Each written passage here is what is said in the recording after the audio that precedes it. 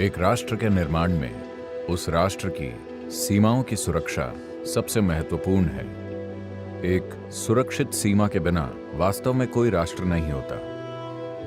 देश के विभिन्न अलग आयाम अलग अलग तरीके से काम कर रहे हैं। उद्योग, कारोबार, सामाजिक पहलू, आध्यात्मिक आयाम, कई चीजें हो रही हैं, मगर उन सभी के होने का आधार आप हैं। अगर आप हमें काम करने के लिए एक शांतिपूर्ण माहौल नहीं देंगे तो इनमें से कोई चीज काम नहीं कर पाएगी।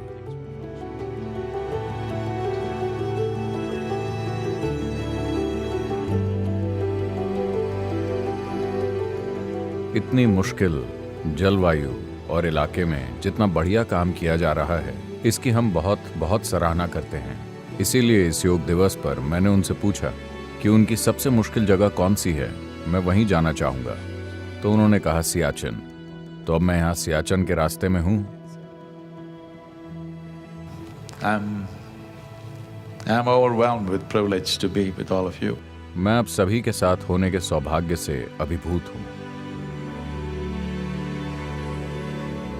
अगर एक इंसान को चरम हालात में काम करना है तो सबसे महत्वपूर्ण पहलू है संतुलन, स्पष्टता और जो हम कर रहे हैं उसके प्रति उत्साह का असीम भाव।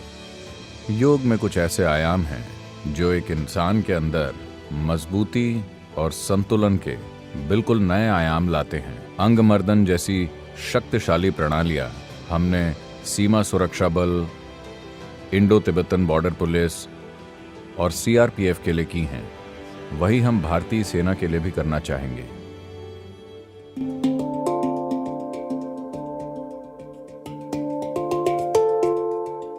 अंगमर्दन का शाब्दिक अर्थ है अपने अंगों पर महारत हासिल करना। आप अपने अंगों को ऐसा बना सकते हैं कि ऐसा लगता है मानो आपका शरीर है ही नहीं। आप उसे महसूस ही नहीं करते। उसे उस स्थिति तक ले आना और ऐसे मुश्किल हालात में रहने वाले लोगों के लिए यह बहुत ही फायदेमंद होगा।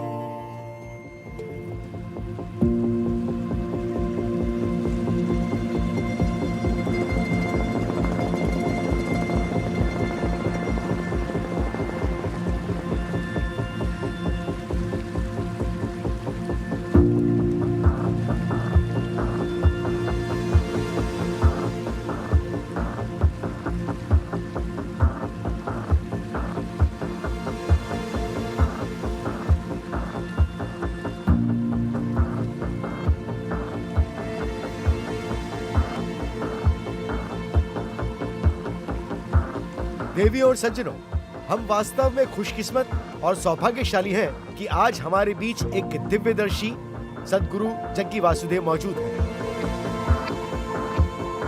तो देवी और सज्जनों, in conversation with the mistake.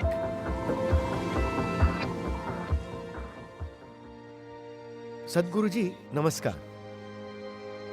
हम लेह में हैं, जो कि 14 कोर का हेडक्वार्टर है।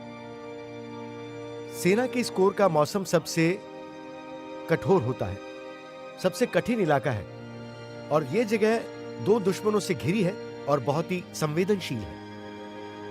सद्गुरु जी, कृपया इस जगह की समस्याओं के समाधान के बारे में आप अपना नजरिया बताएं। नमस्कारम और आप सभी को गुड इवनिंग। चीजों से निपटने के दो तरीके हैं। एक है दुश्मन को खत्म करना, दूसरा है दुश्मनी को खत्म करना।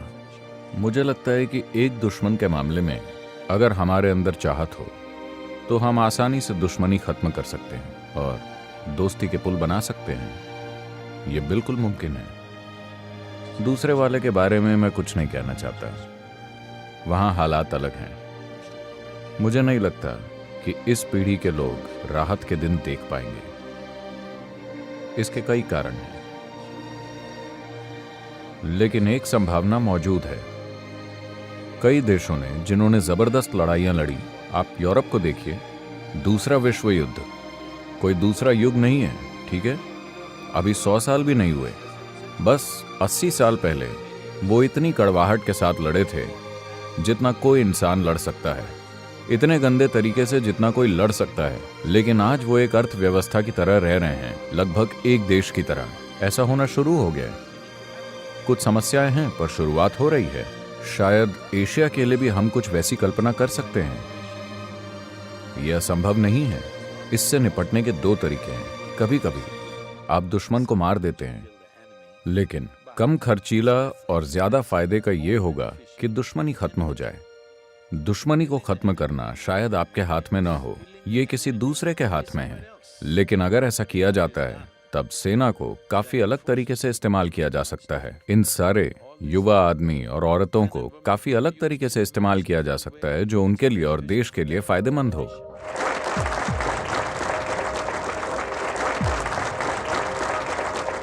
यहाँ मौजूद सभी जवान, हम सभी को आप पर बहुत गर्व है।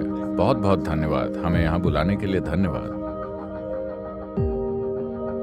ले पहुंचने के बाद हमने यहाँ अधिकारियों के कई समूहों से बात की और अलग अलग समूहों और बटालियंस में योग भी सिखाया है। यहाँ सेना जिस प्रतिबद्धता के साथ काम करती है वो एक उत्साहजनक और जबरदस्त अनुभव है।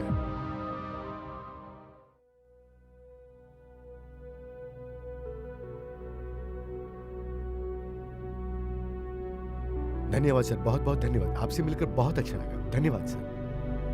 20th of June 2018. 20 जून 2018 को हम यहाँ हैं। हम सियाचन ग्लेशियर के लिए बस निकलने ही वाले हैं, जहाँ भारतीय सेना का एक बेस कैंप है और फिर हम आगे सियाचन ग्लेशियर तक जाएंगे। समुद्र तल से 22,000 फुट ऊपर, जिसे धरती की सबसे ऊंची रणभूमि कहा जाता है। हमारी सेना यहाँ कई तरह की तकलीफों से जूझती है। जरूरी नहीं है कि लड़ाई सिर्फ सीमा पर हो। यहाँ हर दिन अपने आप में एक लड़ाई है, मौसम के साथ, ऊंचाई के साथ और यहाँ के इलाके के साथ। मगर जुझारू युवाओं का दल देश और देश के लोगों की सेवा में 180 दिनों तक छोटे छोटे बंकरों में रहता है। योग उनके लिए एक जबरदस्त साधन हो सकता है। इन पहाड़ों पर गाड़ी चलाना बहुत रोमांचक है और एक मुकाम पर हम खारदुंगला दर्रे से भी गुजरेंगे, जो समुद्र तल से करीब 18,400 फुट की ऊंचाई पर है। हम आपके बहुत बड़े फैन हैं। हम आपके वीडियो सुनते रहते हैं, आपके सारे वीडियो। आपसे मिलकर सच में बहुत अच्छा लगा। I will be at Siachen tomorrow. All the best for you. धन्यवाद। हम खारदुंगला दर्रे की ओर बढ़ रहे हैं। रेंज रोवर को शुक्रिया कि हम थोड़ी स्पीड से यात्रा कर पा रहे हैं।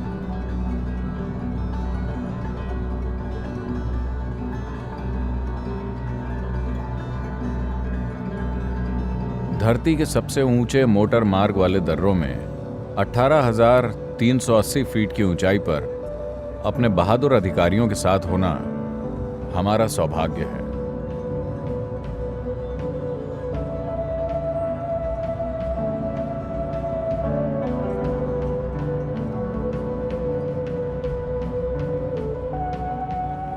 अब हम खारदुंगला दर्रा पार करने के बाद नीचे की ओर जा रहे हैं। रास्ते में हम नॉर्थ पुलू से गुजरे, जहां एक छोटा सा आर्मी ट्रांजिट कैंप है। वहां हमने अधिकारियों के साथ थोड़ा सा पूल खेलने का आनंद लिया और अब हम सियाचन बेस कैंप के रास्ते में कलसर की ओर बढ़ रहे हैं।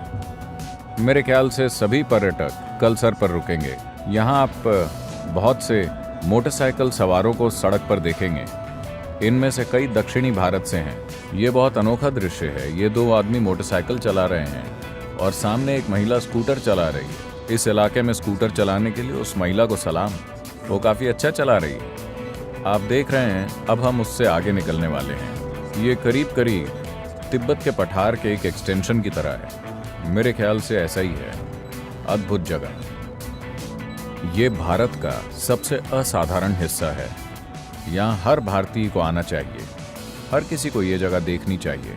अगर आप तिब्बत नहीं गए हैं तो ये आपके लिए तिब्बत की एक झलक है। वाह, इस चट्टान को देखिए, क्या घाटी है। No. Are we driving too fast for you? और कल हम योग सत्र करेंगे क्योंकि कल अंतर्राष्ट्रीय योग दिवस है।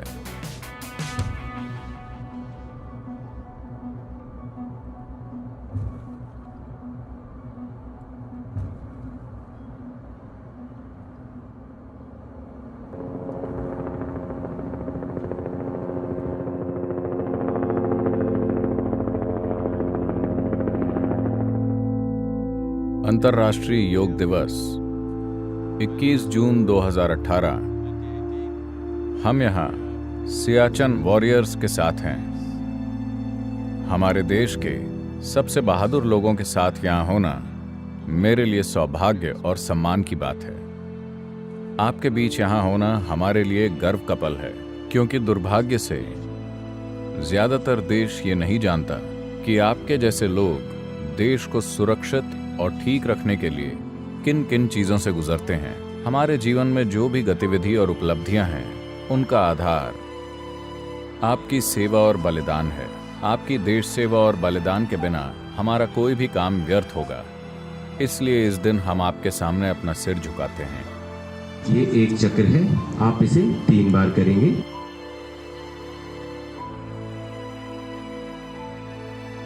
जब हम कहते हैं कि आप योग में हैं, तो इसका मतलब शरीर को मरोड़ना या कुछ और करना नहीं है। योग का अर्थ है मेल।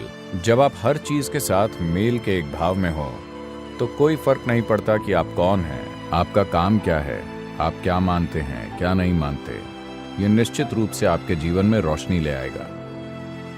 और सबसे बढ़कर इस ठंडी चढ़ाई में मानव शरीर का तापमान ऐसा है कि हम इस जलवायु के लिए नहीं बने हैं।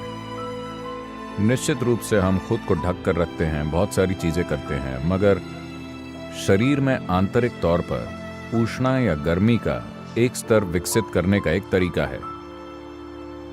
योग की एक प्रणाली है जिसे अंग मर्दन कहते हैं। मेरे ख्याल से अगर हम इसे सही संदर्भ में आपके जैसे लोगों के लिए शुरू करें, जो लोग हर दिन बहुत ज्यादा ठंडे मौसम और बहुत ज्यादा शारीरिक मेहनत की स्थिति में रहते हैं, तो ये काफी मददगार होगा।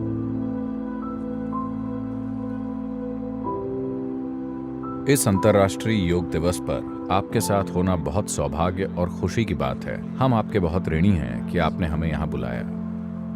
मैं सबकी तरफ से, पूरे बेस कैंप की तरफ से सदगुरु जी का, योग गुरु हमारे साथ थे, उन सबका धन्यवाद देता हूँ। Thank you so much. सदगुरु जी महाराज का स्वागत है। एक योगी और एक फौजी में क्या समानता होती है?